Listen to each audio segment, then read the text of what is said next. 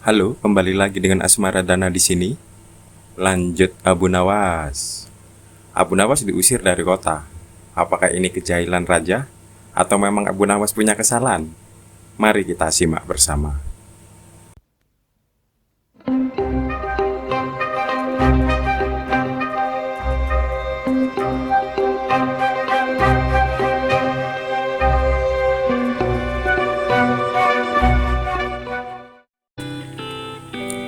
Mimpi buruk yang dialami Baginda Raja Harun al-Rasyid tadi malam menyebabkan Abu Nawas diusir dari negeri kelahirannya sendiri.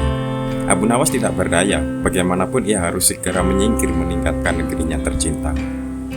Masih jelas terngiang-ngiang kata Baginda Raja di telinga Abu Nawas. Tadi malam aku bermimpi bertemu dengan seorang laki-laki tua.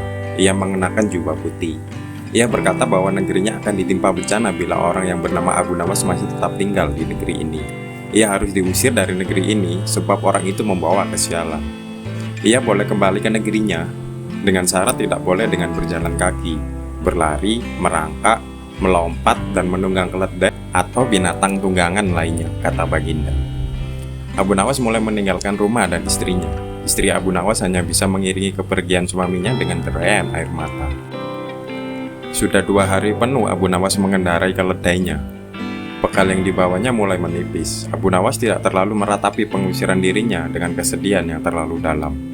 Sebaliknya, Abu Nawas merasa bertambah yakin bahwa Tuhan yang Maha Perkasa akan segera menolong kesulitan yang sedang melilit pikirannya. Bukankah tiada seorang teman pun yang lebih baik daripada Allah Subhanahu wa Ta'ala dalam saat-saat seperti ini? Pikir Abu Nawas dalam hati. Setelah beberapa hari Abu Nawas berada di negeri orang, ia mulai diserang rasa rindu yang menyayat-nyayat hatinya.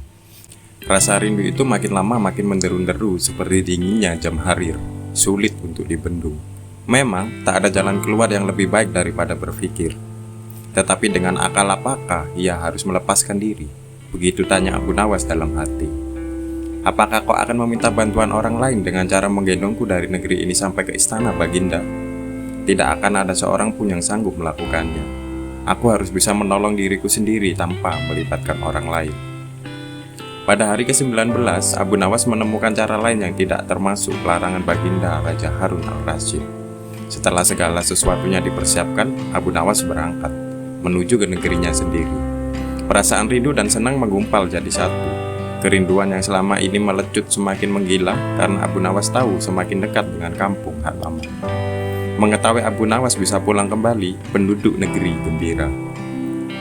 Desas-desus tentang kembalinya Abu Nawas segera menyebar secepat bau semerbak bunga yang menyebar hidung. Kabar kepulangan Abu Nawas juga sampai ke telinga Baginda Harun al-Rasyid.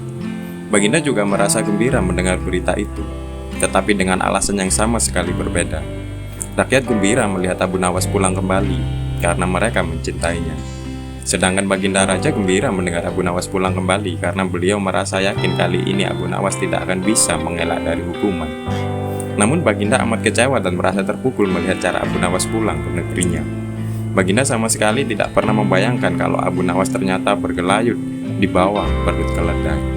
Sehingga Abu Nawas melepas dari sanksi hukuman yang akan dijatuhkan kepadanya.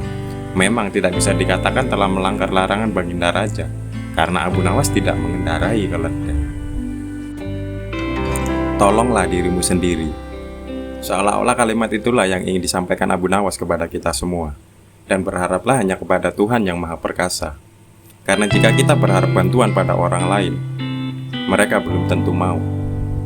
Dan jika pun mau, mereka belum tentu mampu. Sekian, terima kasih, sampai jumpa di video selanjutnya.